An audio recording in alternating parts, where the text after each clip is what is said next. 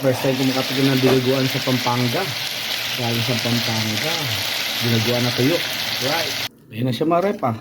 Ano paggagawin natin dito? Siyempre, mabukbangin na natin. Oh. Salamat sa nag-sponsor ah. Na taga Pampanga. Okay, kain na na. Rep ah. Ano siya?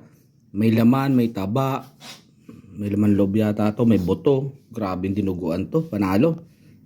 Okay, bye-bye. Kain na na. Right, mga rep ito na. Siyempre, maaga pa, no? Titikman na natin tong ating dinuguan. Oh my goodness. Real fats. Tabang taba. My goodness. Sarap mga repa. Dinuguan na tuyo. Tapos kainam ito.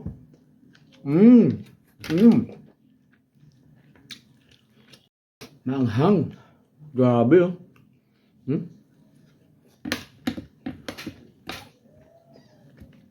Sarap.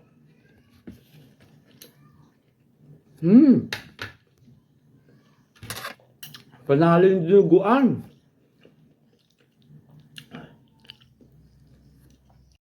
Siguro may sabaw-sabaw rin to. May sabaw-sabaw. Natuyo na lang. Layo pa naman ng ganyan. Pampanga pa.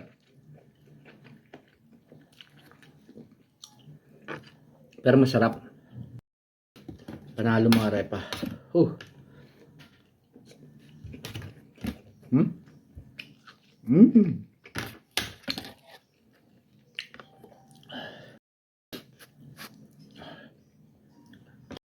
Labas yung sipon ko sa anghang ah.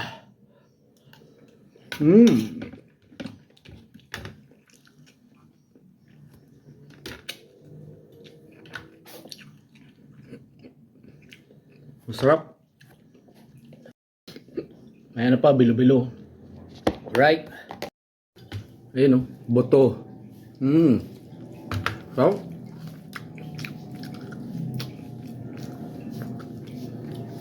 usually pag kumakain ako ng dinuguan, nakikita ko lagi taba, laman, tsaka laman loob. Ito may boto eh.